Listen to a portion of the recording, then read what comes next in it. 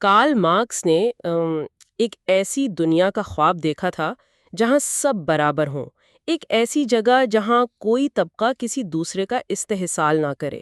بالکل، ایک انتہائی پرکشش اور آئیڈیل تصور تھا وہ۔ ہاں، لیکن جب اس تھیوریٹیکل خواب کو حقیقت کی زمین پر اترنے کی باری آئی تو تاریخ کا شاید سب سے بڑا اور واقعی سب سے خطرناک اور خون آلود کمپرومائز کرنا پڑا۔ ایسا ہی ہے، نظریات اور حقیقت کا ٹکراؤ ہمیشہ شدید ہوتا ہے۔ اور آج کے اس گہرے مطالعے میں ہم یہی سمجھنے کی کوشش کرنے والے ہیں۔ ہم دیکھنے والے ہیں کہ آخر ولاڈیمیر لینن میں مارکس کے نظریات کو کس طرح موڑ توڑ کر ایک عظیم انقلاب کی بنیاد رکھی تھی۔ اصل میں یہ ایک بہت ہی گہری ڈیبیٹ ہے۔ صحیح۔ اور ہمارا آج کا جو مواد ہے نا، وہ سوشلزم کی تاریخ، روسی انقلاب کے پس منظر اور لینن کی جو سیاسی حکمت عملیہ تھیں ان پر مبنی ایک انتہائی تفصیلی اور مستند مطالعہ ہے۔ اور اس مطالعے میں بہت سے ایسے پوائنٹس ہیں جو عام طور پر نظر انداز کر دیے جاتے ہیں۔ ہاں، اور آغاز سے پہلے ایک ضروری وضاحت بھی کر دوں۔ ہمارا مقصد یہاں کسی مخصوص سیاسی نظریے یا کسی نظام کی نہ تو حمایت کرنا ہے اور نہ ہی مخالفت کرنا۔ بالکل، ہمارا کام صرف تجزیہ پیش کرنا ہے۔ صحیح بات ہے۔ ہمارا کام صرف ان کتابوں، تحریروں اور تاریخی حقائق کو غیر جانبدارانہ انداز میں سامنے رکھنا ہے تاکہ ہم سمجھ سکیں کہ جب ایک آئیڈیل تھیوری اصلی دنیا کے سخت حقائق سے ٹکراتی ہے تو اس کا کیا حشر ہوتا ہے۔ یہ واقعی ایک بے حد دلچسپ سفر ہے، کیونکہ نظریات چاہے وہ کتنے ہی مضبوط کیوں نہ لگتے ہوں، کبھی بھی سٹیٹک یعنی ساکن نہیں رہتے۔ زمین پر انہیں اتارنے کے لیے انہیں حالات کے سانچے میں ڈھالنا پڑتا ہے، یعنی انہیں وقت کے مطابق بدلنا پڑتا ہے۔ جی۔ مارکس نے ایک بہت وسیع اور عظیم الشان فریم ورک ضرور دیا تھا، لیکن جب اسے عملی جامہ پہنانے کا وقت آیا تو تاریخ نے ایسے رخ بدلے جن کی شاید مارکس نے خود بھی توقع نہیں کی تھی۔ اگر ہم بالکل شروعاتی دور میں جائیں تو مجھے جو سب سے پہلی چیز اپنی طرف کھینچتی ہے وہ مارکسزم کے اندر پیدا ہونے والی تقسیم ہے۔ سپلنٹرنگ آف مارکسزم، بالکل۔ ہاں، مارکس کے بعد سوشلزم کا گھر باہر سے تو بڑا مضبوط دکھتا تھا لیکن اندر آپس میں بہت شدید اختلافات تھے۔ مثال کے طور پر کارل مارکس اور اس دور کے ایک مشہور اینارکسٹ مفکر میخائیل بکونین کے درمیان جو بحث تھی، وہ ایک بہت ہی بنیادی اختلاف تھا ان دونوں کے درمیان۔ بکونین کا تو سیدھا سا ماننا تھا کہ انسانیت اب کسی بھی قسم کے حکومتی اختیار یا ریاست کے بنا جینے کے قابل ہو چکی ہے۔ ان کا پلان بڑا سمپل تھا کہ فوری انقلاب لاؤ اور ریاست نام کی چیز کو جڑ سے اکھاڑ پھینکو۔ بکونین کا وہ تصور بڑا جذباتی اور فوری ضرور تھا، لیکن مارکس نے اس پر شدید تنقید کی تھی۔ مارکس کے مطابق بکونین کی باتیں یوٹوپین یعنی خیالی پلاؤ تھے۔ خیالی اس لیے کیونکہ وہ پریکٹیکل نہیں تھے۔ صحیح۔ مارکس ایک پریکٹیکل مفکر تھا اس حوالے سے کہ وہ جانتا تھا کہ اگر آج سرمایہ دارانہ نظام کو فوراً ختم کیا جاتا ہے تو سرمایہ دار چپ کر کے نہیں بیٹھ جائیں گے، وہ واپس حملہ کریں گے۔ بالکل، وہ کاؤنٹر ریولوشن کریں گے۔ اس لیے مارکس کا ماننا تھا کہ ریاست کو فوراً ہوا میں غائب نہیں کیا جا سکتا۔ انقلاب کے بعد اور ایک مکمل کلاس لیس سوسائٹی بننے سے پہلے ایک مرحلہ آئے گا جسے اس نے ڈکٹیٹرشپ آف دا پرولیٹیریٹ یعنی مزدوروں کی امریت کا نام دیا، تاکہ سرمایہ داروں کی بچی کچی طاقت کو کچلا جا سکے۔ ایسا ہی ہے، لیکن کہانی میں اصل ٹوسٹ 1895 میں آتا ہے جب مارکس کے قریبی ساتھی فریڈرک اینگلز کی وفات ہوتی ہے۔ اس کے بعد مارکسزم باقاعدہ مختلف ٹکڑوں میں بٹ گیا، یعنی ایک قسم کا آئیڈیولوجیکل کرائسس شروع ہو گیا تھا۔ میرے نوٹس کے مطابق اینگلز کے بعد دو بڑے دھارے سامنے آتے ہیں، ریویژنسٹ اور آرتھوڈاکس۔ جی، برنسٹائن اور کاؤٹسکی کی بحث۔ آسان لفظوں میں کہیں تو ایڈورڈ برنسٹائن جیسے ریویژنسٹس نے ایک نئی حقیقت کی طرف اشارہ کیا۔ انہوں نے کہا کہ بھئی دیکھو، کیپٹلزم ویسے کولیپس نہیں کر رہا جیسے مارکس نے سوچا تھا، بلکہ مڈل کلاس مسلسل بڑھ رہی ہے۔ اصل میں سوسائٹی چینج ہو رہی تھی اس وقت۔ صحیح، اس لیے برنسٹائن کا مشورہ تھا کہ خون خرابے والے انقلاب کو چھوڑو اور جمہوری طریقوں، الیکشنز اور پارلیمنٹ کے ذریعے تبدیلی لاؤ۔ جبکہ دوسری طرف کارل کاؤٹسکی جیسے آرتھوڈاکس مارکسسٹ تھے جو اپنی باری پر اڑے ہوئے تھے کہ نہیں، انقلاب کے بغیر تبدیلی ناممکن ہے۔ اور دیکھنے والی بات یہ ہے کہ یہ صرف دانشوروں کی کتابی بحثیں نہیں تھیں، زمینی حقائق نے ہر ملک میں سوشلزم کو اپنا ایک الگ رنگ دے دیا تھا۔ وہاں کے لوکل حالات کے مطابق؟ بالکل. فرانس کی مثال لے لیجئے، وہاں سنڈیکلزم کا رجحان عروج پر تھا. وہاں کے مزدور سیاسی پارٹیوں پر اعتبار نہیں کرتے تھے. ان کا طریقہ کار ڈائریکٹ ایکشن اور جنرل سٹرائک یعنی عام ہڑتال تھا کہ بس سب کچھ جیم کر دو. پہیا جیم ہڑتال؟ جی. دوسری طرف اگر برطانیہ کو دیکھیں تو وہاں فیبین سوسائٹی نے جنم لیا. اس میں جارج برنارڈ شاء جیسے اعلیٰ دماغ اور انٹلیکچوئل شامل تھے. اگر میں یہاں فیبین سوسائٹی کو تھوڑا آسان لفظوں میں سمجھاؤں تو یہ بالکل ایسی ہی مثال ہے جیسے کسی کمپنی کے ٹاکسک کلچر کو بدلنا ہو. صحیح مثال ہے. اور سب نیا شروع کرو. لیکن فیبین سوسائٹی کا طریقہ یہ تھا کہ کمپنی کے HR ڈپارٹمنٹ میں شامل ہو جائیں، اس کی پالیسی ڈاکیومنٹس چینج کریں اور آہستہ آہستہ قانون اور تعلیم کے ذریعے سالوں میں کلچر بدلیں. وہ گریجول اور قانونی تبدیلی پر یقین رکھتے تھے. یہ بہت بہترین مثال ہے. لیکن یہاں ہمیں رخ کرنا ہوگا 20ویں صدی کے آغاز کی روسی امپائر کا. جب ہم برطانیہ یا فرانس سے نکل کر روس آتے ہیں تو منظر بالکل مختلف اور بے حد خوفناک تھا. خوفناک اس لحاظ سے کہ وہاں تو آسمان زمین کا فرق تھا. صحیح بات ہے. روس میں فیبین سوسائٹی والے آہستہ آہستہ بدلاؤ کے خواب دیکھنا ایسے ہی تھا جیسے خالی پیٹ آسمان سے روٹی گرنے کا انتظار کرنا. میں وہاں کی حالت کے بارے میں پڑھ رہی تھی. روس اس وقت ایک انتہائی ظالمانہ نظام کے تحت تھا. زیادہ تر آبادی ان پڑھ کسانوں پر مشتمل تھی جو بھوک اور افلاس کا شکار تھے.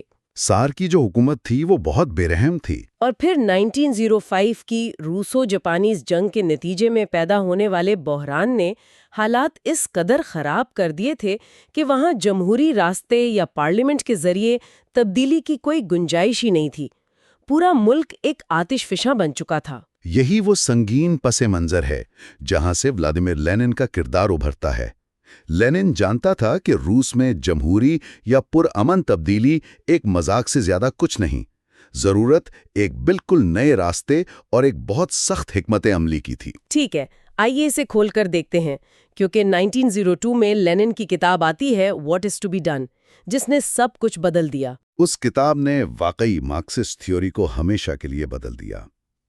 یہاں جو بات سب سے حیران کن ہے وہ یہ ہے کہ اس میں لینن نے مارکس کی ایک بنیادی بات کو ہی چیلنج کر دیا. مارکس کا نظریہ تو یہ تھا نا کہ جب سرمایہ داری مزدوروں کو پیسے گی تو ان میں خود بخود ایک خیالی جذبات یعنی ریولیوشنری کانشسنس پیدا ہو جائے گی. بالکل، اور وہ نظام کو الٹ دیں گے. لیکن لینن نے اس بات سے سیدھا انکار کیا. اس نے کہا کہ عام لوگ بغیر کسی سخت رہنمائی کے کبھی انقلاب نہیں لا سکتے. یہ تو اس وقت کے مارکسسٹ کے لیے کافی بڑا جھٹکا رہا ہوگا. بہت بڑا جھٹکا تھی یہ بات. لینن نے دلیل دی کہ عام مزدور اپنے بلبوتے پر صرف ٹریڈ یونین کانشسنس تک ہی پہنچ سکتا ہے. یعنی صرف چھوٹی موٹی ڈیمانڈز تک. جی، اگر انہیں چھوڑ دیا جائے تو وہ زیادہ سے زیادہ اپنی تنخواہ میں اضافے، کام کے گھنٹوں میں کمی یا بہتر ورکنگ کنڈیشنز کی مانگ کریں گے. وہ اس قفس یا پنجرے کو تھوڑا کمفرٹیبل بنانا چاہیں گے، لیکن پنجرہ توڑنے کا تصور ان کے ذہن میں نہیں آئے گا. یعنی پورے سرمایہ دارانہ نظام کو تباہ کرنے کا جو ایک وسیع انقلابی شعور ہے وہ باہر سے لایا جانا ضروری ہے. عام مزدور وہاں تک نہیں سوچ سکتا. صحیح. اور اسی مسئلے کو حل کرنے کے لیے لینن نے وینگارڈ پارٹی کا تصور پیش کیا. اگر ہم اسے تھوڑا ڈی کنسٹرکٹ کریں تو لینن ایک ایلیٹ پیشہ ور انقلابیوں کی جماعت بنانا چاہتا تھا. ایسے لوگ جن کی فل ٹائم جاب صرف اور صرف انقلاب لانا ہو. پروفیشنل ریولوشنریز. ہاں، اس وینگارڈ کا مقصد تھا کہ عام مزدوروں اور کسانوں کی رہنمائی کرے، انہیں بتائے کہ اصل دشمن کون ہے اور اسے گرانا کیسے ہے. اور اس سلسلے میں جو اصول متعارف کروایا گیا اسے ڈیموکریٹک سینٹرلزم کہا گیا. بالکل، ڈیموکریٹک سینٹرلزم. لیکن رکیے، یہ جو ڈیموکریٹک سینٹرلزم کا فریم ورک ہمارے سورسز میں دیا گیا ہے یہ تو کسی سیاسی پارٹی سے زیادہ مجھے ایک فوجی یونٹ لگ رہا ہے. اگر بحث کے بعد اختلاف نہیں کر سکتے تو اس میں آزادی کہاں بچی؟ یہ تنقید بالکل بجا ہے. اور دیکھا جائے تو ڈیموکریٹک سینٹرلزم کی بنیاد یہی تھی کہ پارٹی کے اندر بحث اور تنقید کی اجازت صرف اس وقت تک تھی جب تک کسی پالیسی پر بحث چل رہی ہے. فیصلہ ہونے سے پہلے تک. جی، لیکن ایک بار جب اکثریت یعنی میجورٹی سے فیصلہ ہو گیا تو پھر مطلق فرما برداری شرط تھی. پھر کوئی اختلاف برداشت نہیں کیا جاتا تھا. مکمل ڈسپلن. لینن کا ماننا تھا کہ زار کی خفیہ پولیس اور اس ظالمانہ حکومت کا سامنا کرنے کے لیے ایک ڈیبیٹ کلب نہیں چاہیے، لوہے کی طرح مضبوط اور ڈسپلن والی ایک فوج چاہیے، اور لینن کی اسی وین گارڈ نے آخرکار بولشوک انقلاب کو ممکن بنایا۔ لیکن انقلاب تو آ گیا، مگر اس انقلاب کے آس پاس ایک بہت بڑی فلسفیانہ الجھن بھی تھی۔ کس طرح کی الجھن، وہ میں بتاتی ہوں۔ مارکس کے پورے نظریے کی بنیاد یہ تھی کہ انقلاب ہمیشہ وہاں آئے گا جہاں سرمایہ داری اپنی انتہا کو پہنچ چکی ہو، جہاں انڈسٹریلائز سوسائٹی ہو۔ صحیح، جہاں ملک مکمل طور پر انڈسٹریلائزڈ ہو چکا ہو، جیسے برطانیہ یا جرمنی تھے اس وقت۔ لیکن روس تو اس معاملے میں صدیوں پیچھے تھا۔ وہاں فیکٹری سے زیادہ تو کھیت تھے اور کسان تھے۔ بالکل، وہ ایک پسماندہ ملک تھا۔ تو پھر ایک ایسے بیکورڈ پسماندہ ملک میں ایک مارکسسٹ انقلاب کیسے جسٹیفائی کیا جا سکتا تھا؟ میرے خیال میں یہ تو سیدھا سیدھا ایک کانٹرڈکشن ہے۔ یہ الجھن بذات خود لینن کے لیے بھی سب سے بڑا چیلنج تھی۔ لینن کو مارکسزم کی اس ریجڈ تھیوری کو روسی حالات کی کیچڑ اور برف میں ڈھالنا تھا۔ 1905 میں لینن نے ایک تحریر لکھی تھی، two tactics of social democracy, اور اس میں اس نے اس کانٹرڈکشن کا جواب دیا۔ جی، اس میں اس نے یہ تجزیہ پیش کیا کہ روسی سرمایہ دار طبقہ یعنی وہاں کی بورژوازی اتنی ناپائیدار اور ڈرپوک ہے کہ وہ اپنا بورژوا انقلاب لانے کی ہمت ہی نہیں رکھتی۔ وہ انقلاب لا ہی نہیں سکتے تھے۔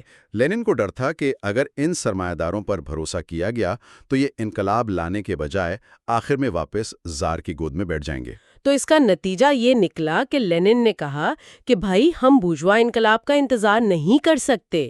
اس نے مزدوروں اور کسانوں کے ایک اتحاد کی بات کی جو اس ادھورے انقلاب کو ہائی جیک کرے گا اور اسے خود آگے لے جائے گا۔ اور یہاں لیون ٹروٹسکی کی بہت مشہور تھیوری پرماننٹ ریولوشن یا مسلسل انقلاب کا ذکر آنا ضروری ہے۔ پرماننٹ ریولوشن سے مراد ہے کہ انقلاب کو روکنے نہیں دینا۔ آسان زبان میں ٹروٹسکی اور لینن کا ماننا تھا کہ انقلاب کی گاڑی کو سرمایہ داری کے اسٹیشن پر نہیں روکنا، بلکہ اسے مسلسل چلا کر سیدھا سوشلزم کے آخری اسٹیشن تک لے جانا ہے، بنا اس فیز کا انتظار کیے جو مارکس نے بتایا تھا۔ بالکل۔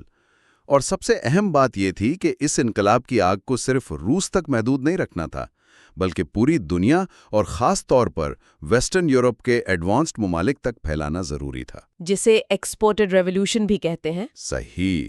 لینن اور ٹروٹسکی جانتے تھے کہ روس اکیلا بیکورڈ ہے۔ اگر وہاں انقلاب آ بھی گیا تو جب تک ایڈوانسڈ ممالک جیسے جرمنی اور فرانس میں انقلاب نہیں آئے گا، روس میں سوشلزم سروائیو نہیں کر پائے گا۔ انہوں نے تاریخی مادیات کے اصولوں کو اپنی ضرورت کے مطابق بہت فلیکسیبلٹی کے ساتھ استعمال کیا۔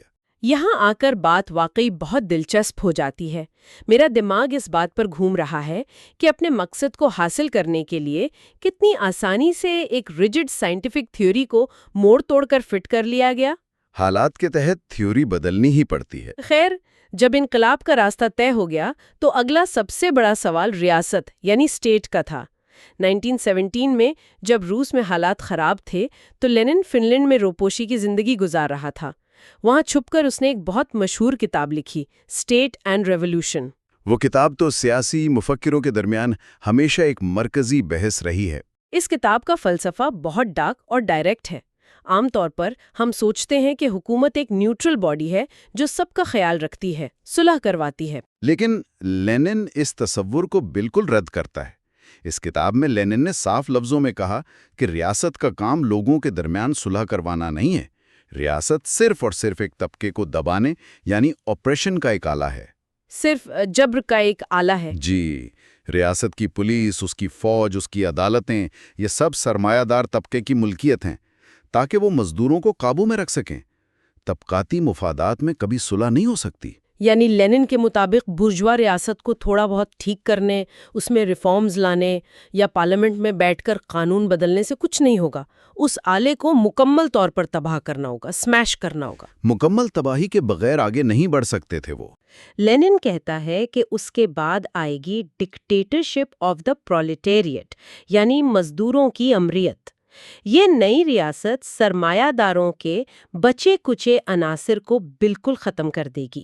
اور اس کے بعد جو ہوگا وہ سب سے عجیب حصہ ہے۔ ہاں، جو بات مجھے اس سورس مٹیریل میں سب سے عجیب اور تھوڑی نان ریئلسٹک لگی وہ ایک یوٹوپین سا خواب تھا جسے withering away of the state کہا گیا، ریاست کا خاتمہ۔